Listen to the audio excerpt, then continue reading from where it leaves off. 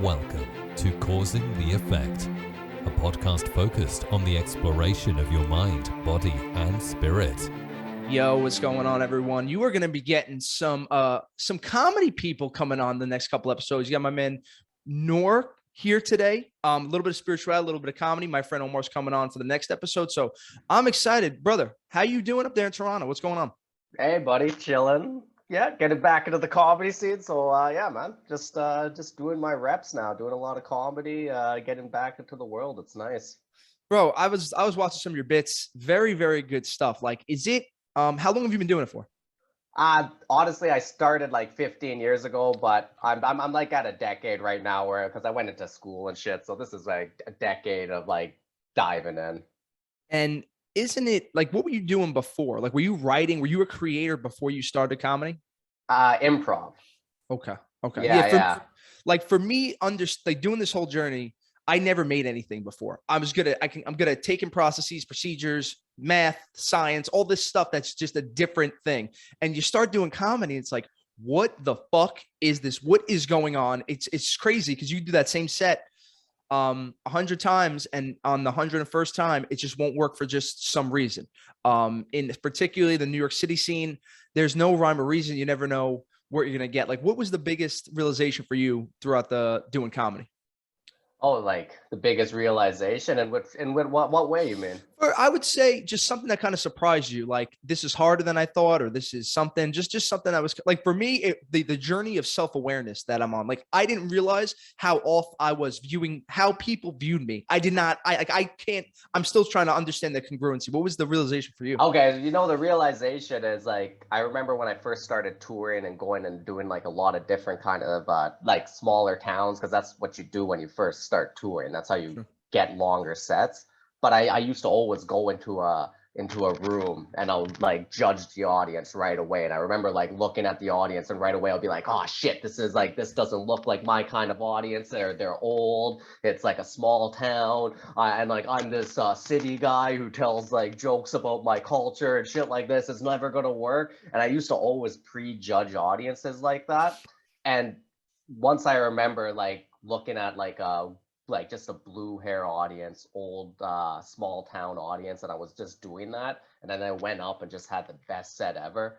And I remember just like immediately going like, oh shit, like this is the worst way to do that. Like, never prejudge your audience and just go and just do your thing, and whatever happens, it happens. You know what the scene is, you know what the game is. Like, once in a while it doesn't work out for whatever reason it is, because like sometimes I'm in Toronto and the most diverse young audience, and I can be like, this is my audience right here, I'm going to crush it, and then just fucking fall flat. So yeah, that was a big realization for me that like changed the way of actually going on stage. It's like, now I'm like, I go on stage and I just want to be present.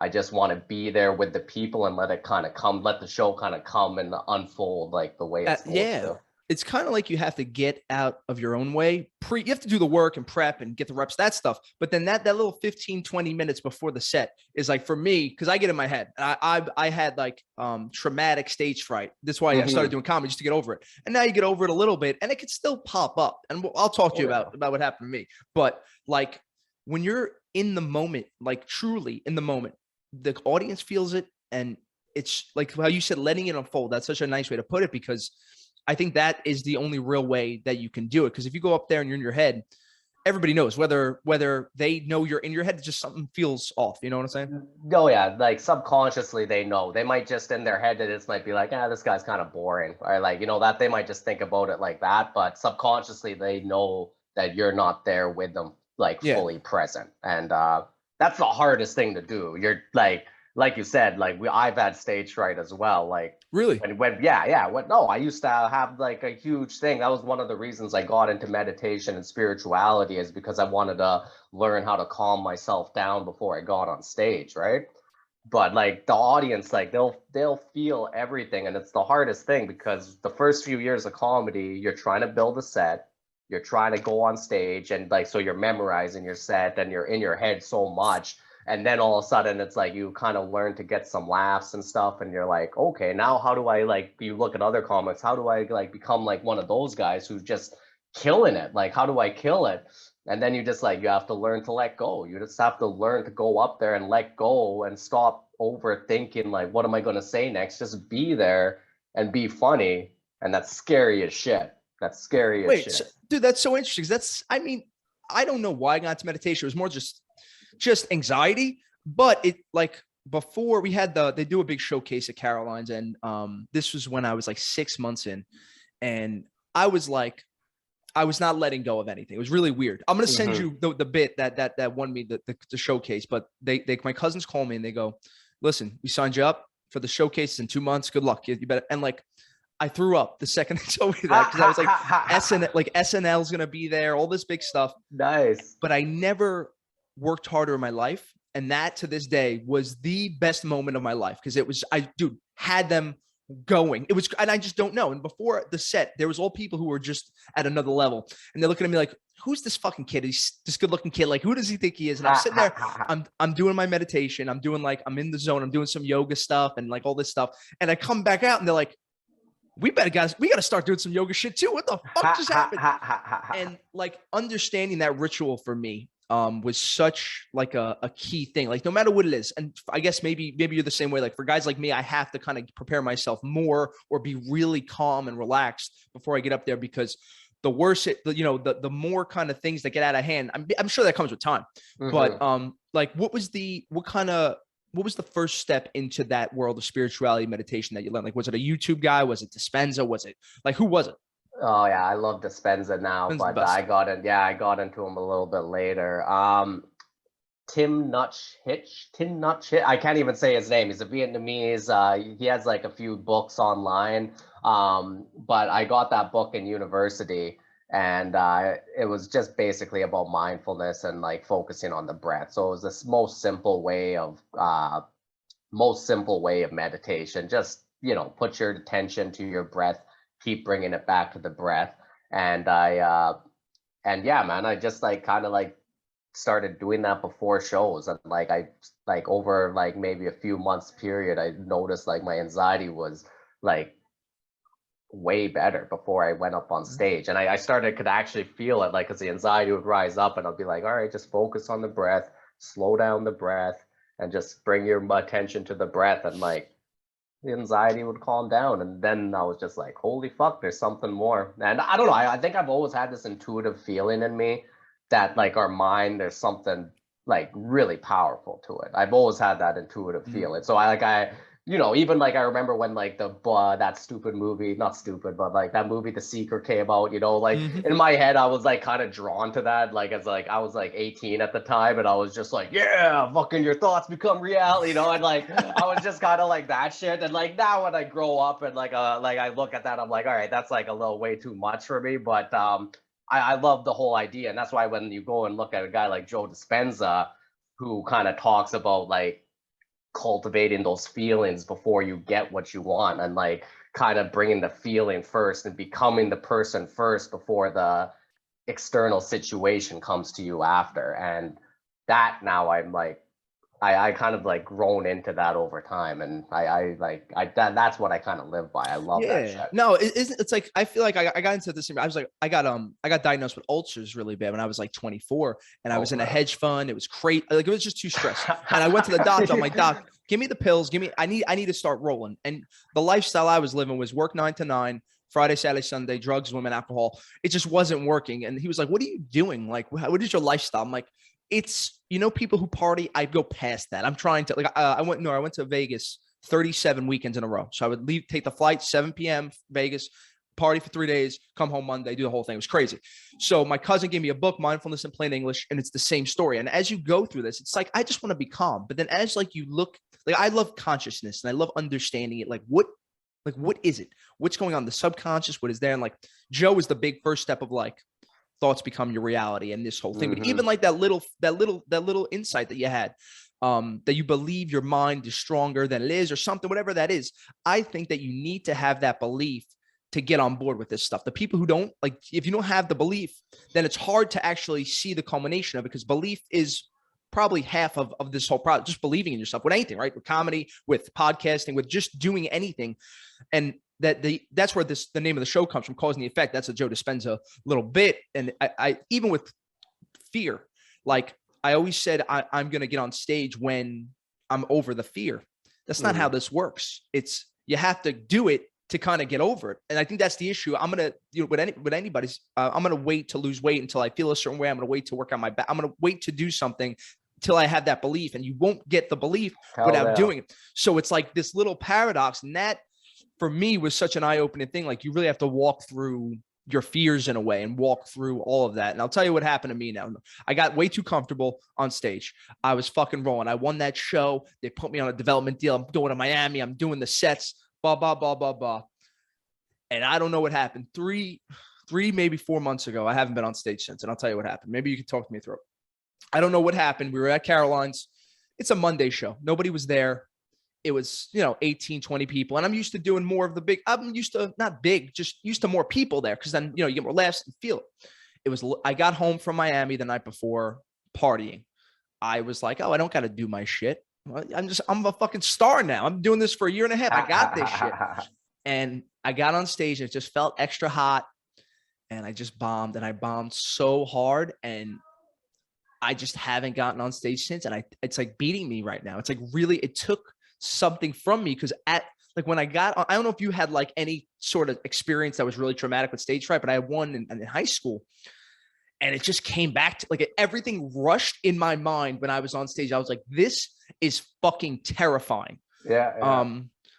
And that's really where I'm at in my life. So things have not been good on the comedy scene for me. I think when you really get punched hard first, I've been told this happens, and usually you just got to get right back up on stage and do it again. And I just haven't done it yet. And I think I got to just stop being a pussy and just do it, Yeah. Like honestly, maybe to stop being a pussy and just do it sometimes. Sometimes that's just like a good piece of advice that to break through.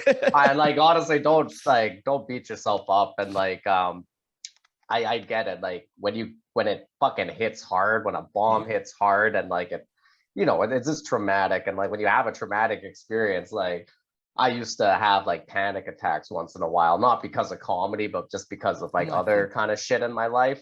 And like when you have a panic attack, like your mind, like that's how your mind is. It immediately kind of like goes back to that memory of the panic attack anytime you get kind of any kind of fear or something, and then all of a sudden you kind of start working up a panic attack out of nowhere. So it's like that's the kind of thing with your trauma. Like you could fucking have this fucking shit set, so now like it might just be in your head a little bit. But that's the reason I'm saying like sometimes just don't be a pussy and do it because I'm doing it because like because like honestly like once you break through it, that'll take away a lot of all that anxiety and shit. Like at least then you can get back to your mind of being like, oh wait, I'm good at this. Like, okay. And like you can kind of get past it a little bit. Thing we're talking about, right? Like you're not going to believe it. You have to just do it again and then you just have to get over it. And I think I'm just making it too big in my head. And that's why I'm doing like a string of comedians to come on. Cause like my boy Omar's been like ripping through he's run through the scene in New York. And he was there that night and he was like, bro, like, I'm not letting you stop this because like I saw the magic and I was like, oh man, you're the best. But that's nice. Like this identity that you've kind of created of being now. Are you doing comedian full time? Yeah. That is fucking incredible. Like, how did that process look of like not being a comedian and then walking yourself into this identity now of I am a comedian? This is how I get paid. Like that's incredible to me. Like that's a dream. Like everybody's like, oh, you have the best job. I'm like, no. I gotta fucking work with asshole billionaires every day. Like, how did you like walk into this person that is today? How much did mindfulness play? How much did spirituality play in it? Like spirituality was the biggest thing with it. I would have never gone like years ago. I went to Peru and I did some ayahuasca out there. You ever heard of ayahuasca? Oh yeah. Yeah. So like, and once I did that, I started doing it every year. I do a couple ceremonies with it. And I honestly think it's probably like if you don't know what an ayahuasca is for any of your listeners, it's basically like a plant medicine they do in the Amazon. It's a psychedelic, very high psychedelic, but it kind of like goes inside you, allows you to see your fears, allows you to see your dreams, allows you to see whatever that your traumas, all of that shit, and it allows you to kind of deal with them. It's like some people call it like a therapy session, like 10 years of therapy in one night. I think that's a little overblown, but like at the end of the day, it helps you really work on yourself a lot. And Yeah, like I used to, like I stayed in Calgary for most of my life because that's where I'm from. And that's where I started doing comedy. And like, that's not a great place to do comedy. Like, it wasn't, honestly, like I used to run shows there, like very successful shows. And like, it was a great place to start and get good at comedy. But like, I was always staying there because I was comfortable there. I was making some money. I had like my business that I was running for landscaping and shit. And like, I was just comfortable there. But like when I started doing ayahuasca, it started showing me like you had all these dreams and shit, but you just like why you're not pursuing it. And like it'll bring up your fears, and like it'll show you like these fears are like just shit you tell yourself. And it like, and like all of a sudden they'll like purge it like out of you. You'll start like puking in a fucking bucket, which is it's a weird thing. You like start puking, it'll like show your fears like leaving your body and stuff. And I want you to walk me through the whole. I want the full breakdown of this ayahuasca, and just so you know, everybody listening to this motherfuckers better know what ayahuasca is. If you're listening to this show and don't, you bet all the. I'll show you. I'll show you something. Know what we do over here. All right. So we are a fan of the psychedelics, and what we do is we grow our own. We'll grow our own mushrooms, and then and then you take them in pill form. So Sick. Each one is a gram. And I would say I've done like my cousin and I wouldn't say I'm making it. I would say I'm like Jesse Pinkman and he's Walter White. Like I'm just sitting there like, yeah, fuck yeah, drugs. But we've made the mushrooms, we made DMT. And when you order it off the black market on DMT, that's why I love fucking people who do drugs, because it's a cooking recipe on how to make cookies. And you shine a black light over it, and the real directions are underneath how to make the DMT. It's the fucking coolest shit. So I've done DMT quite heavily with the psilocybin. You ever heard of Cambo? Yeah. Did Cambo a couple months ago. It's the cousin of DMT. They like burn it's a frog poison. They burn you. And then you just start puking, right? Yeah. I think that seemed, I guess, what would be the closest. But tell me about your experience with ayahuasca. And like, wait, before I even get to your experience, you're doing the ceremonies, or you have a guy out there? So in Calgary, I found like a community that does it. It's kind of underground and shit. But after I came back to Peru, like I said, like once your fucking mindset changes, like I really do believe, once it shifts, like you start attracting people. Like I remember like after I came back from Peru, like maybe it was 6 months or something later, and I remember thinking about ayahuasca, and I was like, God damn, that was such a powerful experience, and like I kind of would love to do it again. And then like a week later, I went to like a show, and I just met this person, and we just started talking, and they're like, oh, I know this community in Calgary. We kind of do it out in the in farmlands and shit, and like they bring in people from Peru to like do the ceremonies and stuff, so it's all traditionally done. And it's fucking amazing, man. Like it's honestly, it's like legit the best thing. We were talking about earlier about needing to believe, needing to have faith.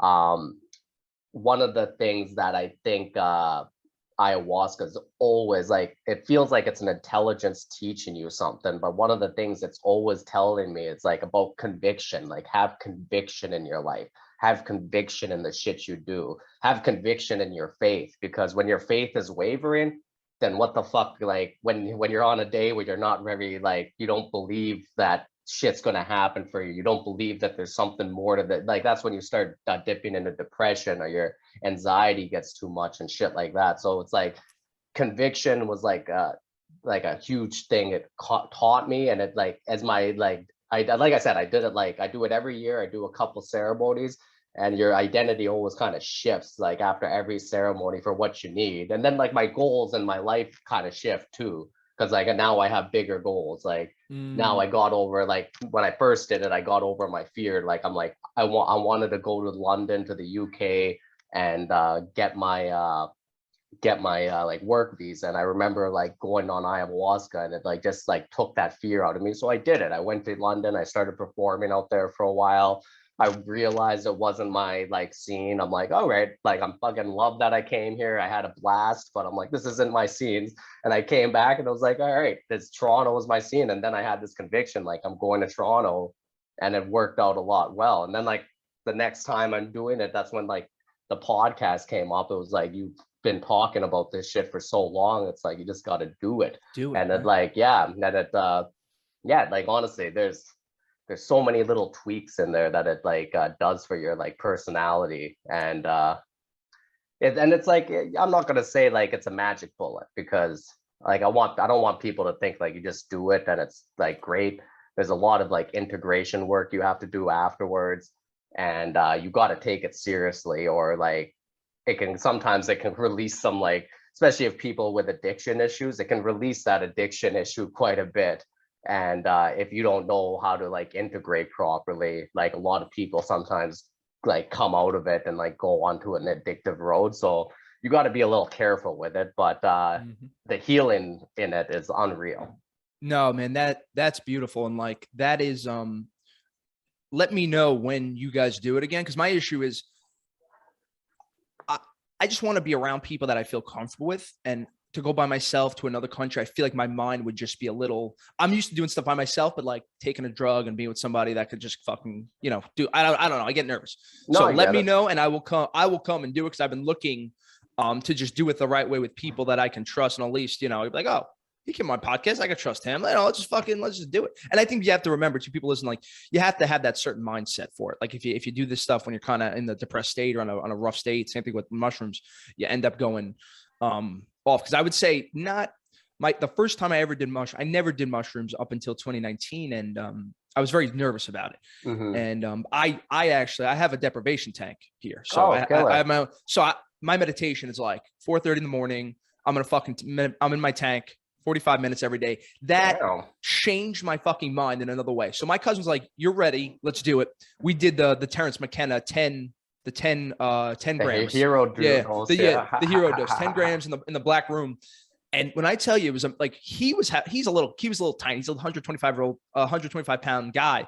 And I was just with the fucking gods. I felt like I was built for this shit. And those little things that were telling me, the two things that popped up, stand-up comedy and podcasting. And it's just funny because ever since that kind of bad piece of it, the bad set or whatever you want to call it, that conviction has been like removed from me. And I feel like this is the issue with like life experiences, the negative ones. Like people lose their conviction for life.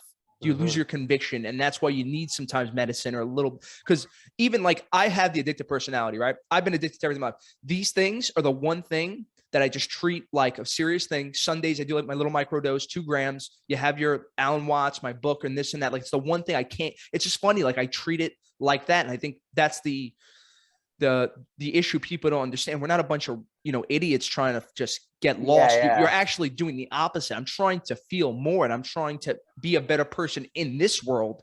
And by letting go and having more conviction, for me, it's belief. I think that was the always thing that popped up, just to believe myself a little more. I think the psychedelics. Let me add something to that. Yeah, sure. Because like you were saying, you're like, oh, you don't want to take this if you're depressed or anxious. Like, I don't really agree with that, because like a lot of people come in with depression or anxiety, and it really helps them. Like I've seen, and myself included, I've seen like really amazing transformations with people like learning to deal with that kind of stuff.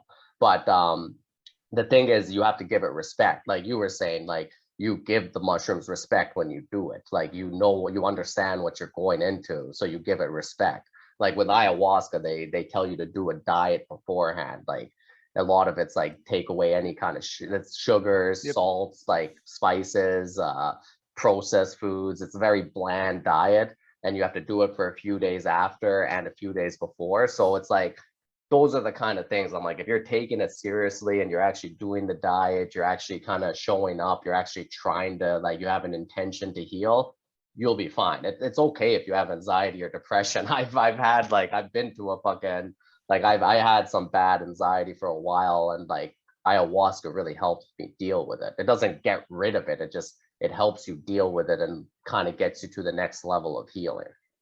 That's so, yeah, I probably should have been talking about that, because I have never done it. For me, I've never, like, it's weird, knock on wood, I've never had a negative or a bad experience with any of these drugs ever.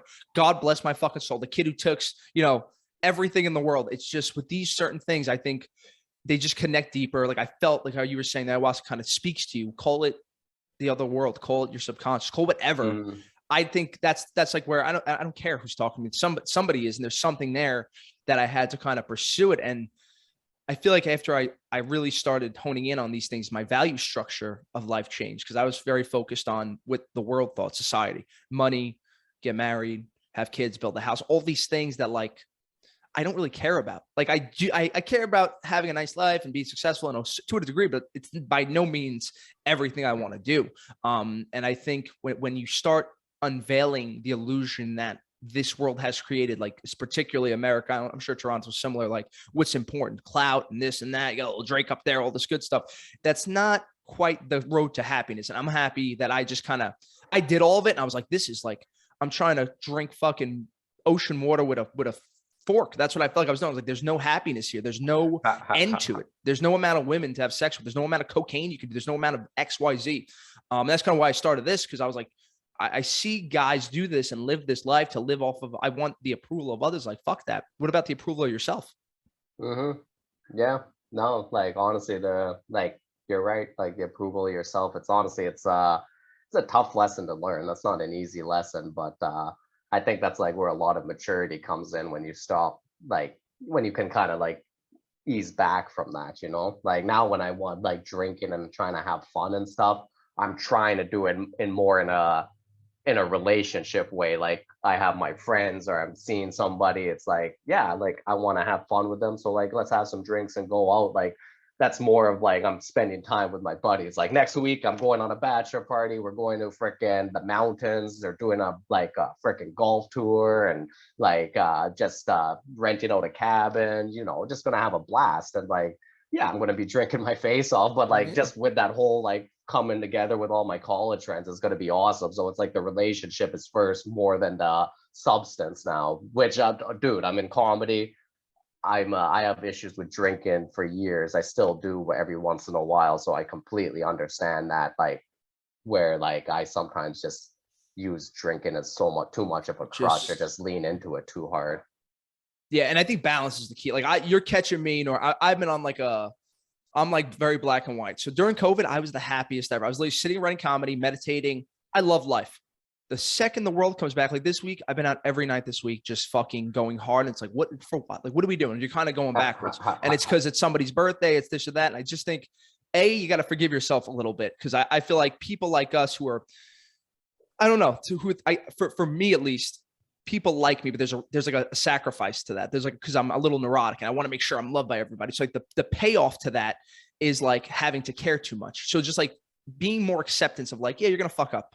And then understanding the balance. Like it's okay to go out and have one night, have fun in a month or this or that. And it's not about like being so black and white. Cause I feel like when I'm like, oh, I'm so strict, it's like, I'm going to snap at the end of it and then just go for it. And we're going to fucking try to tear the house off, you know? No, you got to be easy on yourself. And like when I stop, like when I take a little bit of a break from comedy too, I start drinking my face off too. Like it might be a little bit with that in there, you know. Sometimes when you're for me, I use drinking to like calm down my anxiety sometimes.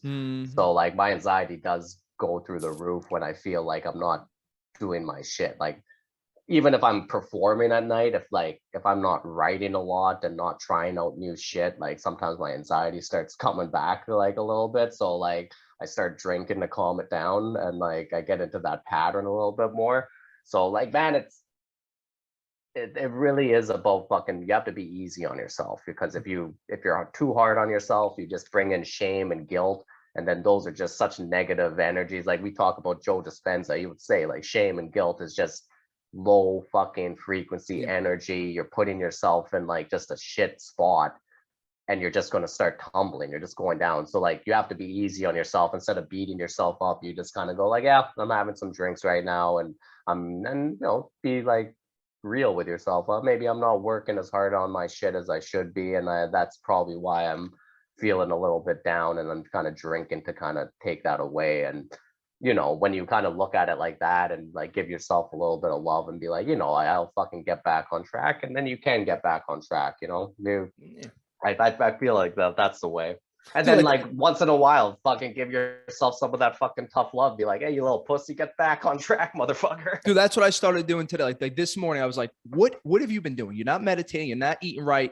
I'm like a fucking crazy diet person. Today I woke up and said, that's it. I'm getting up 4 a.m. I just gotta do, and I had the blueprint. Wake up, meditate for an hour, do your ritual, do your little dispenser, do a little hypnotherapy, get to the gym, eat right. And I'm like, wow, I feel amazing today. That's it. And I think that the key here for what we're talking about, people, it's not like a fucking trick. You're not trying to trick yourself into like, it's like just not taking guilt and being hard on yourself and maybe just removing it and putting in gratitude, forgiveness, acceptance, and even surrender. I think is the big one. That seemed to be the key for you when you got out of your ayahuasca trip. Now, walk me through the first time you did it in Peru. Who was there? What was it like? I want it detailed out, Noor. Oh man, it was such a weird trip. Like I was flying from Calgary to Houston, then to then to Peru, and then like when I get to Lima, which is the main city in Peru, I had to go into take a small charter plane into Iquitos, which is right on the edge of the rainforest. But like my fucking flight got delayed right off the bat. I get into Houston, I miss my connection flight, and then they fly me off to Miami, and then all of a sudden, like this was 2015 New Year's Day, so like it's New Year's Eve, so I'm like doing the countdown at fucking Miami, in Miami while we're taking off to Lima. But then I finally get to Lima, my bag doesn't show up. I take this fucking flight to the rainforest, and like it was the scariest flight. Like it was just turbulence the whole way. And like I remember when we landed, the whole flight was cheery just because it was like that bad. So it was just this like crazy, like getting into the rainforest. And then I'm waiting to take someone's gonna drive me out like into the rainforest. And like now I'm gonna be off the grid for like a whole week. And I don't have any of my shit. My bag's still lost. And I was just like, what the fuck am I gonna do? Like it was just like my fucking everything that went wrong. Yeah. And then literally like a couple hours before my like ride shows up, my bag shows up. So I get my bag, and then all of a sudden I'm like, fuck it, I'm doing this. And like I drive a few hours into the rainforest, and he just stops on the side of the road. And then he's just like, oh yeah, you're gonna go walk through there. I'm like, what the fuck are you talking about? Were you planned? Was it planned like I'm going to Peru to do the ayahuasca, or did it pop up? Or no, yeah, 100%. Oh, this like was planned. I planned it. I found this place that I had another person I met who went to this place. So that's how I kind of knew in my head. I'm like, okay, like I knew somebody who went, so it must be safe. So that was all I knew. Okay. But like, I stopped on the side of the road, and this is like deep jungle, like on the road. And he just like, some guy comes who doesn't speak English, and he's just like, oh, follow him. And like now I'm walking, and we have to do another like hour trek to like get to this place where this like tribes guys like run this like kind of mini little, I don't know if you would call it a resort, but it's like just a place where he like just like a healing center, I guess, like he really helps people out. And yeah, I got in there, and it was like there was only like one or two people who spoke English, like one lady from Europe who was there. She was like learning to become an instructor in ayahuasca, so she's done it like hundreds of times. And then there was like one other person who spoke English, and then everyone else was speaking Spanish. So dude, it sounds like the professional level ayahuasca people. This is what you found the majors. Oh, this was tribes people who like their awesome. Whole thing is like they have to, when they initiate to do this medicine, they have to go into the rainforest by themselves for a whole month, and they can only eat bananas and fish. Just as like the diet they're on, and then they take ayahuasca every day, and this is how they develop their relationship with the plant. So when they're on the plant, so like these guys, this is how they explained it to me. So I'm like, I don't know how, like it's hard to say, but like these guys, when they're on the plant, everybody in the circle, it's like a dark room, everyone takes their drink of ayahuasca. So you're in a room, or is it like a tent, or is it like it's like they call it a maloka. It's a big like kind of like a it's made of bamboo, but like a big like, I guess tent's not the right word, but whatever it is. And like we do it at the sunset, so it's complete darkness. So it's like they light a candle, and he gives the ayahuasca to everybody, and then he takes a little ayahuasca as well. And the way they explain it is like once the ayahuasca starts kicking in, the medicine man guy, I guess we call him the shaman, when he like when the medicine starts interacting with him, he can kind of see patterns in different people, and he can tell like by looking at your patterns what's off with you. And what they heal with is like the sound. So like they say when they sing to you, they can sing and the medicine, and they can like interact with the medicine in your body to move the medicine around your body, so it can like feel the traumas and like loosen your traumas and like release them or whatever it is. There's 100 different things. Everyone's a different but like that's why they drink the medicine too when they're healing you, because they they can like see and feel with the medicine. They can see and feel what you're dealing with, and then they can use their voice to help move the medicine around your body. Like that's how they explained it to me. I know it's fucking crazy. No, dude, not crazy. I mean, listen, is it out there? Yeah, it sounds fucking amazing. Like sign me up for this shit. You're giving me the name of this. I need this. I'm going next week. I need this shit. Okay, so you're in the hut. I'm preparing myself, man. I'm not gonna lie to you. On the walk, I'm still thinking about this walk, an hour into the jungle. In my fucking sick New York City paranoid mind, I'm like, I'm in a horror movie. I'm gonna. But I guess once you see everybody. It was fucking, I was scared shitless because I was going with a guy I didn't know. He doesn't speak English, and like he doesn't even seem happy. Like he just like, I was kind of like, I was hoping like I would get somebody to be like, oh, we're coming for a fucking good time. He just like, it seems like he's like, fuck, I gotta take another gringo or something. I gotta take this fucking Canadian asshole into the fucking jungle.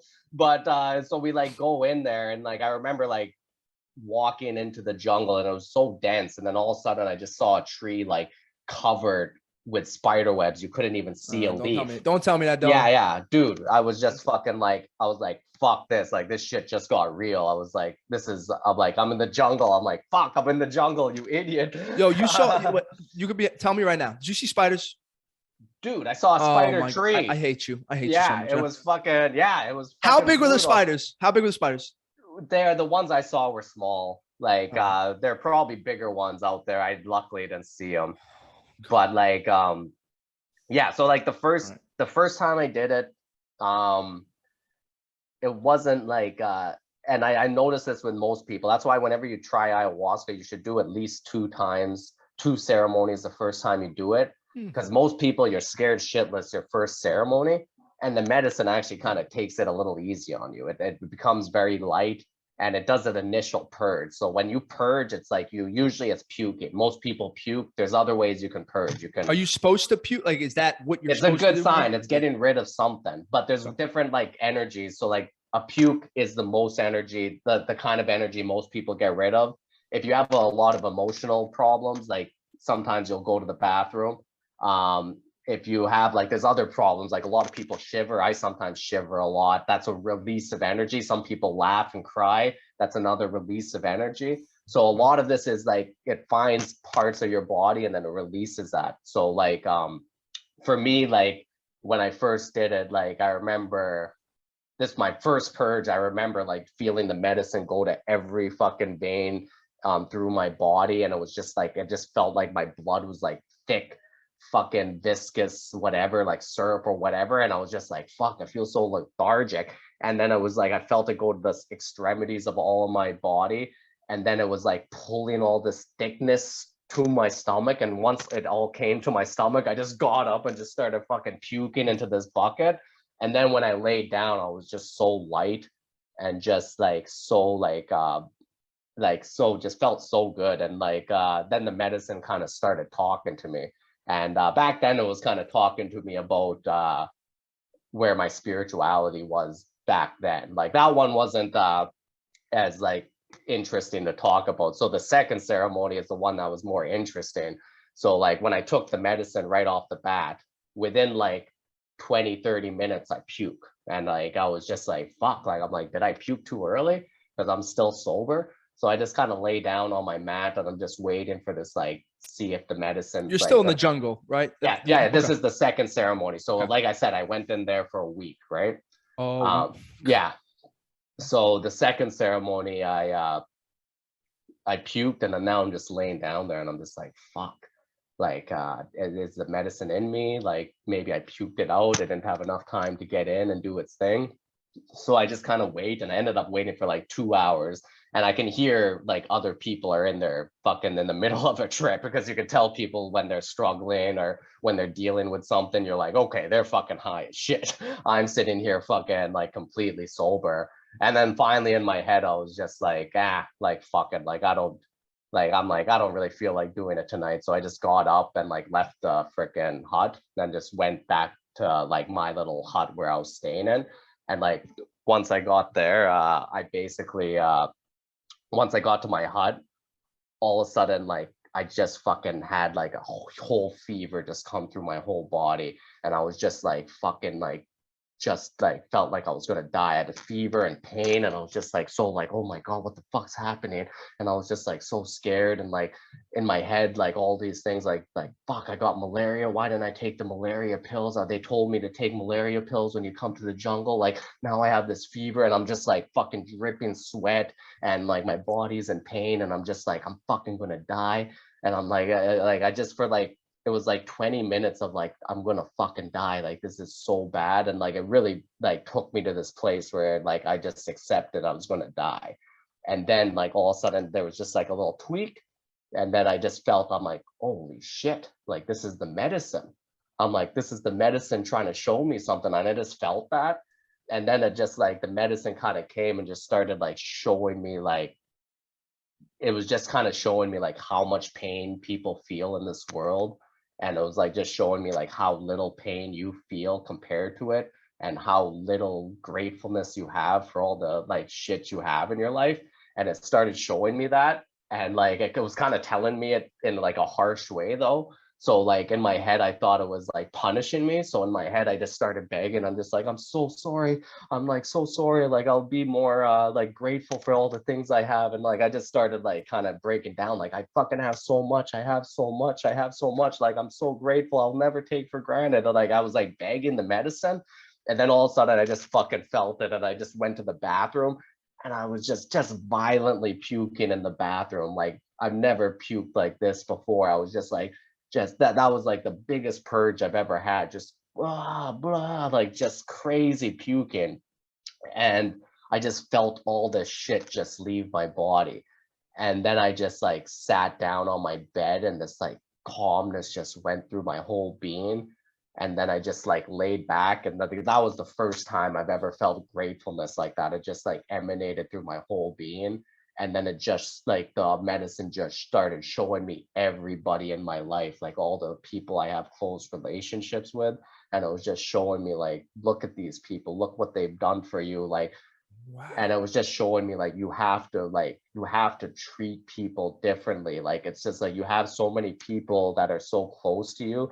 You have to recognize that. You have to like give back to them. And like relationships are like a two-way street. You have to be there for people and be grateful for it. It started showing me like, look at how fucking how much shit you have. It started showing me my comedy career. Instead, like it like showed me an old memory I had, because I remember when I was in school, we played this game when I was playing like a speed dating game with this girl. And like she like pulled out a question. She's like, oh, what would be a dream of yours? And like at that time I was like, oh, I would love to be able to tour around Canada doing comedy.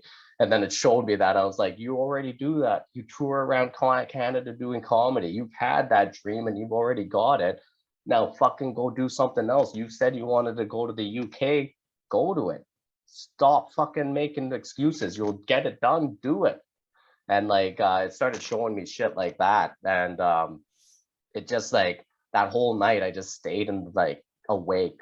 Like I was just like high on that shit for the whole night, and just fucking listening to the jungle, which is loud as fuck at night. Like the jungle's like a fucking it's fucking loud as fuck at night. Like it's just every animal comes out at night and just starts making their noise, right? And it was just like the honestly the weirdest fucking night of my life, and like one of the most powerful switches in my life. And that's where like that whole idea of gratefulness became like a part of my core. And don't get me wrong, like I still sway away from it every once in a while. We've been talking about some of these core things I do sway away with once in a while, but that made gratefulness like, bam, that's part of your core now. You know what I'm saying? Yeah, dude, what a beautiful story. Thank you for sharing that, man. Holy shit. Yeah, no. Like, That is fucking awesome. And like that feeling of, it sounds like when you're doing this, it's not so much like the psychedelics with the outside. It's really a lot of feeling on the inside. Is that accurate, or are you still kind of seeing a bunch of stuff too? Dude, and that's the biggest fucking takeaway any of the spirituality is taken. And like even just doing my podcast over the years, and I bet you felt the same doing yours. It's like I think there's this whole new thing with spirituality and coming back to feeling, coming back to your body, because that's where we have to learn to have that mind body connection properly and live through our body, live through feeling, to stop living through thought. And like that's like such a hard switch to make until you fucking feel it, until you understand what feeling through your body means. Until you do that, then you're like, okay. And that was like the first thing, that was the first time it like popped me through that, where I was like, holy shit, you know. And ever since then, like I was still like, you know, I do a lot of meditation, and like I used to do a lot of like, I kind of have a difference between like meditation and mindfulness. Like meditation, I say it's like when you take your concentration and you focus it on like one point, that's like meditation. But like with mindfulness, it's like you take your awareness and you expand Open it to awareness. it. Yeah, expand it to your freaking body, or you can even expand it past that when you get really good at it. But like I remember I used to always meditate, like concentrate, and it was like that's a great way to like make you a better concentrator. It's a great way to fucking be like, Focus. oh, Yeah. I want to study today, and like now I can study way longer and like whatever. And that's amazing. There's nothing wrong with that. But then like once I started doing psychedelics more, and once I fucking got into that mindfulness and breath work, which really helped with that too, it started that open awareness, which was, and getting back into your feeling. The open awareness and feeling is pretty much what you're doing, right? And it's absolutely the fucking thing for me. And it made me a better comedian, because now all of a sudden I'm on stage with a more open awareness and I'm feeling more. And like I know whenever I have bad sets is because I'm too much in my head. And like when I go up there and I'm feeling, now I'm feeling the audience and I can move with them, and life becomes more of a dance rather than fucking like me trying to just be in my head all the time and try to fucking control all the situations. It's like, no, it's like a movement. And my life is a movement. It's a dance. You gotta feel with it, and your body has to be moving with it. And that's, yeah, like psychedelics has really over the years slowly made me take that shift. No, and I'm with you. And I think with the mindfulness or the open awareness that we're talking about, that fog light awareness, that's like giving you the oneness of unity with everything. And I think Fuck that's yeah. for me has been like that, just by saying, you know, the way our language is structured fucks us all up, right? Me, you, him, it's all subject verb predicate, makes everything be separate. And when you start realizing like we are actually all together, when you actually feel that way, and there is no past and there is no future, all that stuff is all just created. All you have is right now. It just gives you that, again, that gratitude, that sense of like being, that I think we all lose. Because I personally, I think I always, in my 20s, I was trying to like prove how smart I was, or intelligence. And now I look at intelligence like it's overrated. It's like you need to do and think and do all that stuff at certain points throughout your day. You're writing comedy, you're doing, but even for comedy, it's mostly just letting it kind of come out. When you start living, you know, the Japanese would call it Zen, the Chinese would call it Mu. When you actually like live sporadically without thinking, just being, just doing, that's when I think at least I'm at my best, because you get the fuck out of your head and you're not really worried about the overthinking and thoughts. It's just like I'm just here. I'm just a part of it. Like I'm of this world, but I'm not quite in it. Or I'm in the world, I'm not quite of it. One of those two. But that's if that makes sense. That's how I feel. Oh, too. it makes 100% sense. Like when I started getting like, I actually recommend this book to you, The Artist's Way. Have you ever read that? No, I have a rule. You haven't read that? I have a rule on the show. Anybody who I respect that comes on tells me a book, now I have to read it within 2 weeks. So wait, what's the name of this book? Oh, you're not gonna be able to read it in 2 weeks, buddy. How many pages is it? Well, it's a book for artists, but it's like a 12-week program. So you like do a week one, like, but it's like a chapter a week, but it's like, you know, The Artist's Way. Yeah. Okay. It's spirituality and creativity. So it's like right up your alley. Yeah. But the way you're talking about how like the more you get into comedy, you stop thinking when you're writing, it's more of a receiving. You receive your material more. Like that's exactly what they kind of go through in that, and they teach you ways to like kind of set up your mind and your body and everything to be able to be a proper receptor for creativity. Oh, dude, I need that because it was when I started comedy. You think you're fucking good, and you're trying to I was trying to convey certain things that we're talking about, except through comedy, and I just stopped, and I would do them. I would do like one mushroom kind of writing thing, and what kept coming up was the story of my childhood, and now that's like my whole bit is 10 minutes of my quick. Nor I'll tell you everybody knows the story. My father disappeared when I was 6. He went into the witness protection program, and I had no idea where he was for like the entirety of my life. And I talk about that, so it's a form of therapy for me, and like that always gets, it's a fucking A, it's true, B, it's fucking a wacky story that's interesting.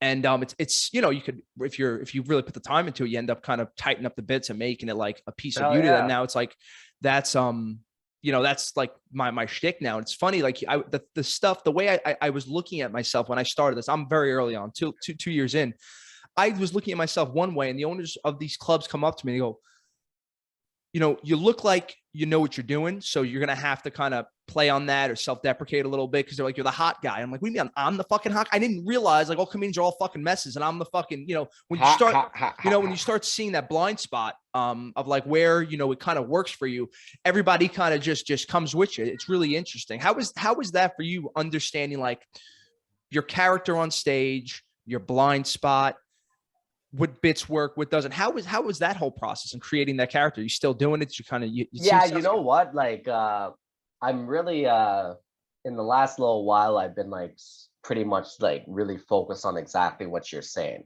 My writing has always been like really good, especially in the last few years. My writing has gotten really top notch, and I can write like great jokes. But I started realizing on stage, it's like, these guys, like the audience is laughing at my jokes more than they're laughing at me. And like, it started making me understand like, okay, my character needs to be worked on because I need to be like, all successful comedians are also a funny character.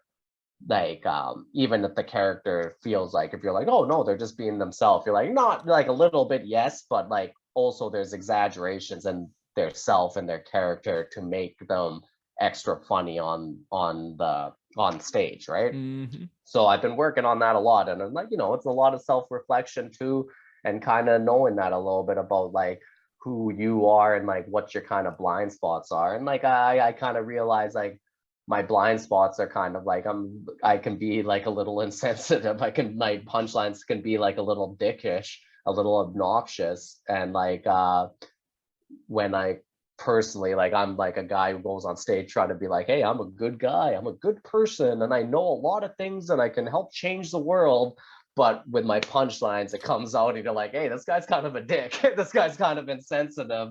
And that's like kind of like where I'm learning like where my blind spot and my like kind of like how my character goes on stage with that kind of mission, right, bro? We're talking about gratitude, spirituality, get one with yourself. Like, but if people see you like a little bit of a dick, like, dude, I'm the same. This is the same issue. I'm a nice person in my soul. I look like an asshole. It's just how it is. I don't know what to tell you, sweetheart. But it's also like what you find comedy, and like I've always found like my favorite comics have always been like Chris Rock, Bill Burr, George Carlin. These guys are assholes like in their punchlines, but when you talk to them, these are great people who are very very fucking aware, very self-aware, very sensitive, very very empathetic.